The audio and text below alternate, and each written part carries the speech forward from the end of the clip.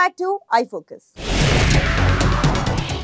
దేశంలోని చిన్న రాష్ట్రమైనా లేక పెద్ద రాష్ట్రమైనా అక్కడ మొత్తం సీట్లను క్లీన్ స్వీప్ చేయడం ఏ రాజకీయ పార్టీకి అంత సులభం కాదు. అయితే ఢిల్లీలో మాత్రం గత 3 పర్యాయాలుగా ఏదైనా ఒక పార్టీనే మొత్తం సీట్లను కైవసం చేసుకుంటుంది.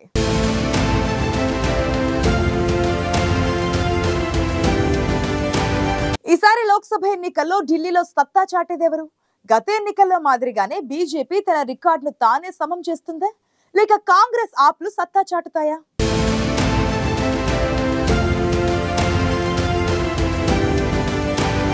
ఏదైనా ఒక రాష్ట్రంలో మొత్తం సీట్లను ఒకే రాజకీయ పార్టీ గెలుచుకోవడం అరుదుగా కనిపిస్తుంది. అది చిన్న రాష్ట్రమైనా లేక పెద్ద రాష్ట్రమైనా అక్కడి సీట్లను ఒకే పార్టీ క్లీన్ స్వీప్ చేయడం అంటే అంత సులువైన విషయం కాదు. కానీ దేశ రాజధాని ఢిల్లీలో మాత్రం గత 3 పర్యాయాలుగా ఏదైనా ఒక పార్టీనే మొత్తం సీట్లను కైవసం చేసుకుంటూ వస్తోంది.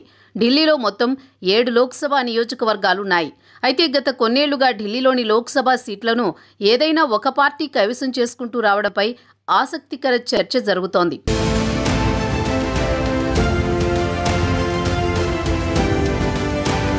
ఢిల్లీలోని 7 స్థానాలను 2009లో కాంగ్రెస్ పార్టీ కైవసం చేసుకోగా 2014కు వచ్చేసరికి ఢిల్లీలోని అన్ని సీట్లను గెలుచుకుంది బీజేపీ. ఇక 2019లో మరోసారి మొత్తం సీట్లను కైవసం చేసుకుని తన పాత రికార్డును సమం చేసింది బీజేపీ. ఇక్కడ గమనించాల్సిన విషయం ఏంటంటే 2014లో 46.40% ఓట్లను పొందిన బీజేపీ 2019 నాటికి 56.86% ఓట్లను పొందింది. దీంతో ఈసారి ఎన్నికల్లో బీజేపీ తన పాత రికార్డును మరోసారి సమం చేస్తుందా లేదా అన్నది ఆసక్తికరంగా మారింది. అయితే ఢిల్లీలో గత 10 ఏళ్ల పాలనలో సహజంగా ఏర్పడే ప్రభుత్వ వ్యతిరేకతతో పాటు బీజేపీ ప్రత్యర్థులు అందరూ ఏకమవడంతో ఈసారి ఢిల్లీ ప్రజల తీర్పు ఏంటనే దానిపైనే ఉత్కంఠ నెలకొంది.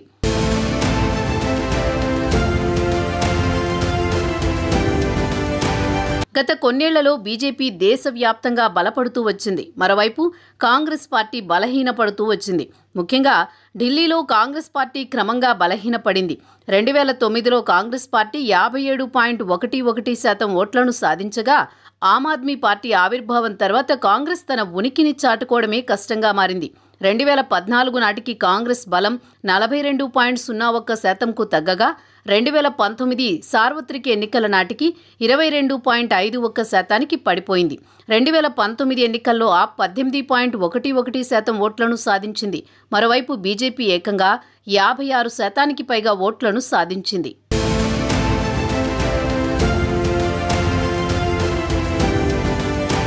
రెండు 2019 సార్వత్రిక ఎన్నికల్లో 5 చోట్ల కాంగ్రెస్ ద్వితీయ స్థానంలో నిలవగా 2 చోట్ల ఆప్ సెకండ్ ప్లేస్లో నిలిచింది. మొత్తం మీద గత కొన్నేళ్లుగా జరుగుతున్న పరిణామాలను పరిశీలిస్తే ఎంతో చరిత్ర కలిగిన కాంగ్రెస్ పార్టీని ఆప్ కబలిస్తోందని స్పష్టంగా అర్థమవుతోంది. ఢిల్లీ, పంజాబ్ రాష్ట్రాల్లో కాంగ్రెస్ నుంచి అధికారాన్ని చేజిక్కించుకుంది ఆప్. అంతేకాదు గుజరాత్, గోవా లాంటి రాష్ట్రాల్లో ఆప్ పోటీ చేసిన ప్రతి స్థానంలో కాంగ్రెస్ ఓటు బ్యాంకుకు గండి కొడుతూ వస్తోంది. ఇలాంటి పరిస్థితుల్లో బీజేపీని ఎదుర్కొనేందుకు కాంగ్రెస్ ఆప్ జట్టు కట్టాయి. దీంతో ఈసారి ఢిల్లీ ప్రజల తీర్పు ఏంటనేది ఆసక్తికరంగా మారింది.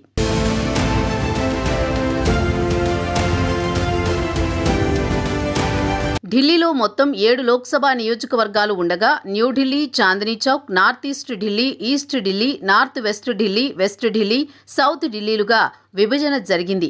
వీటిలో Chandni Chowk, north east Delhi, north west Delhi నియోజకవర్గాల్లో కాంగ్రెస్, మిగతా 4 చోట్ల ఆప్ అభ్యర్థులు బరిలో నిలిచారు. ఢిల్లీలోని 7 స్థానాల్లో బీజేపీ పోటీ చేస్తోంది. అయితే ఈసారి అభ్యర్థులను మార్చింది బీజేపీ. చాందనీ చౌక్ నుంచి సిట్టింగ్ ఎంపీగా ఉన్న డాక్టర్ హర్షవర్ధన్ను తప్పించి ఆ స్థానంలో ప్రవీణ్ ఖండేల్వాల్కు టికెట్ ఇచ్చింది బీజేపీ. ప్రవీణ్ ఖండేల్వాల్కు ప్రత్యర్థిగా కాంగ్రెస్ నుంచి జయప్రకాష్ అగర్వాల్ ఉన్నారు.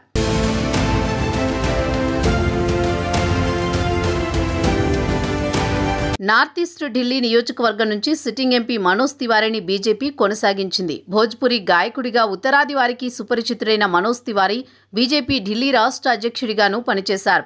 మనోజ్ తివారీపై పోటీ కాంగ్రెస్ పార్టీ కన్నయ్య కుమార్ను బరిలోకి దించింది. జవహర్లాల్ నెహ్రూ యూనివర్సిటీలో జరిగిన విద్యార్థి సంఘాల ఘర్షణలతో పాపులర్ అయిన కన్నయ్య కుమార్ కమ్యూనిస్టు పార్టీ తరపున బీహార్ ఎన్నికల్లో పోటీ చేసి ఓటమి పాలయ్యారు. ఆ తర్వాత కాంగ్రెస్ పార్టీలో చేరారు. ముస్లిం జనాభా ఎక్కువగా ఉండే నార్త్ ఈస్ట్ ఢిల్లీ నియోజకవర్గం నుంచి మనోజ్ తివారీని ఢీకొడుతున్నారు. దీంతో ఢిల్లీలో జరుగుతున్న ఎన్నికల్లో ఈ నియోజకవర్గం దేశవ్యాప్తంగా ఆసక్తిని రేకెత్తిస్తోంది.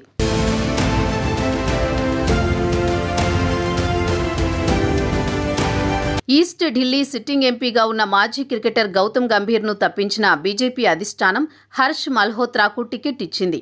ఈ స్థానంలో బీజేపీని ఆమ్ ఆద్మీ పార్టీ అభ్యర్థి కుల్దీప్ కుమార్ ఢీకొడుతున్నారు. న్యూఢిల్లీ నియోజకవర్గంలో గత 10 ఏళ్లుగా ఎంపీగా ఉన్న కేంద్ర మంత్రి మీనాక్షి లేఖిని అధిష్టానం తప్పించింది. ఆమె స్థానంలో దివంగత నేత సుష్మా స్వరాజ్ కుమార్తె భాన్సురీ స్వరాజ్కు అవకాశం కల్పించింది. నార్త్ వెస్ట్ ఢిల్లీ నియోజకవర్గంలో కూడా బీజేపీ అగ్రనాయకత్వం అభ్యర్థిని మార్చింది. సిట్టింగ్ ఎంపీ హన్స్రాజ్ను తప్పించి ఆయన స్థానంలో యోగేందర్ చందోలియాకు అవకాశం ఇచ్చింది. యోగేందర్పై కాంగ్రెస్ పార్టీ తరపున ఉదిత్ రాజ్ పోటీ చేస్తున్నారు.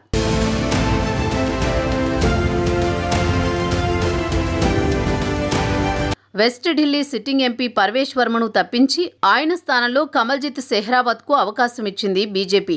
కమల్జిత్ సెహ్రావత్పై మహాబల్ మిశ్రాను బరిలోకి దించింది Aam Aadmi. South Delhi sitting MP Ramesh బిధూరిని తప్పించి ఆయన స్థానంలో రామ్వీర్ సింగ్ బిధూరికి అవకాశం కల్పించింది. రామ్వీర్ సింగ్ బిధూరిపై ఆప్ అభ్యర్థి సాహిరామ్ పెహల్వాన్ పోటీ చేస్తున్నారు. అంటే ఒక్క north east Delhi sitting MP Manoj తివారీకి తప్ప మరెవరికీ మరోసారి కొనసాగే అవకాశాన్ని ఇవ్వలేదు. మొత్తం మీద ఢిల్లీలోని 7 నియోజకవర్గాల్లో 6 చోట్ల సిట్టింగ్ ఎంపీలను మార్చిన బీజేపీ ఈసారి విపక్ష కూటమి నుంచి గట్టి పోటీని ఎదుర్కొంటోంది.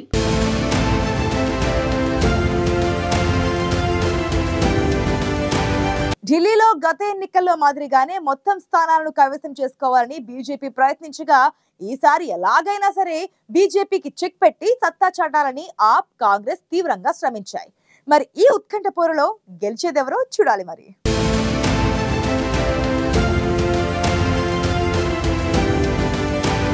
ఐఫోకస్ లో మరొక షార్ట్ బ్రేక్ తీసుకుందాం.